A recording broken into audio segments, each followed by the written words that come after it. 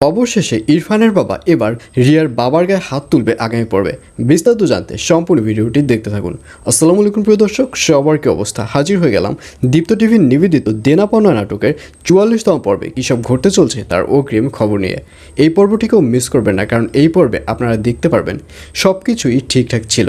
রিয়ার বাবাকেও দেখা গিয়েছিল রিয়াকে নিয়ে ইরফানের বাড়িতে রিয়ার সাথে ইরফানের বিয়ে দেবার জন্য রওনা করবে, কিন্তু যাত্রাপথে রিয়ার মন খারাপ দেখে রিয়ার বাবা প্রশ্ন করবে যে কেন রিয়ার মন খারাপ, এবং এক পর্যায়ে রিয়া বলবে আসলে তুমি আমাকে ভালোবাসো না, তুমি মুখেই শুধু আমাকে ভালোবাসার কথা বলছো। তুমি আমাকে যদি সত্যিই ভালোবাসতে তাহলে তুমি একবার আমার কাছ থেকে জানতে চাইতে যে আমি আসলে ইরফানকে বিয়ে করে সুখী হব কিনা। তুমি কোনো কিছুই আমার কাছে জানতে চাচ্ছ না। আর এই কথা শুনে রিয়ার বাবা বলবে, মা তুই আমাকে ভুল বুঝছিস, আমি তোকে ভালোবাসি, আর এর জন্যই তোকে আমি দূরে যেতে দিতে পারবো না, তোকে তোর মায়ের কাছে যেতে দিতে পারবো না। আর এর জন্যই আমি তোর সাথে ইরফানের বিয়ের ব্যবস্থা করেছি, কারণ ইরফানের সাথে যদি তোর বিয়ে হয় তাহলে তুই দূরে যেতে পারবি না, তুই আমার কাছাকাছিই থাকবি। এর জন্যই আমি এই সিদ্ধান্তটি নিয়েছি। তখন রিয়া বলবে, না বাবা তুমি আমাকে ভুল বোঝাচ্ছ, আসলে তুমি তোমার বিজনেসের জন্যই আমাকে ইরফানের সাথে জোর করে বিয়ে দিচ্ছ। তুমি আমাকে যদি ভালোবাসতে তাহলে তুমি এভাবে জোর করে বিয়ে দিতে পারতে না। আর এই কথা শুনে রিয়ার বাবাকে গাড়ি থামিয়ে ফেলতে দেখা যাবে, এবং রিয়ার বাবা বলবে, শোন মা, তুই আমাকে ভালোবাসার কথা উঠেছিস, তাহলে তুই এখন নেমে যা। তুই যদি আমাকে এই কথাটি না বলতি তাহলে তোকে আমি নামিয়ে দিতাম না। তোকে আমি ভালোবাসি বলেই আমি তোর কথার, অর্থাৎ তুই যেটি সিদ্ধান্ত নিয়েছিস সেটির প্রাধান্য দিয়েছি।